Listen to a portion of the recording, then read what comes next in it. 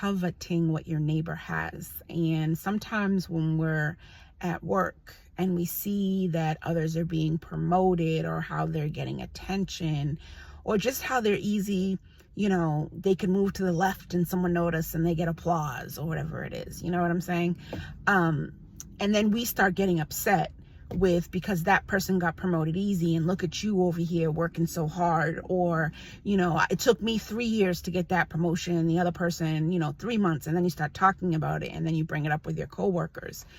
And it just resonated with me because, it talks about don't covet what your neighbor has, right?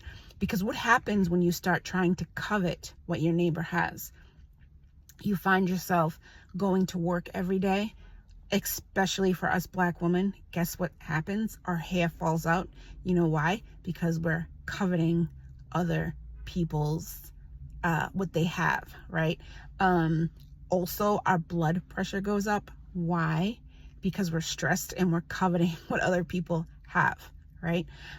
There's many things that happen in our health because a lot of times we're not focusing on what we can do, maybe to get promoted a little faster, or look for a new job, or look for a new connection, whatever it is.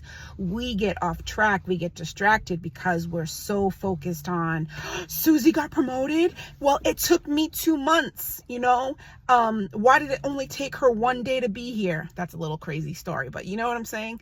So just want to say that it's easy, especially as a woman of color, when you see other people being promoted and put in different positions. And especially, there's so much racist rhetoric right now in this country. And so we know what happens in work. But I just want to remind you, don't covet what your neighbor has. What God has for you, he has for you. And, if we all got things so easy, really, why would we go to God, right?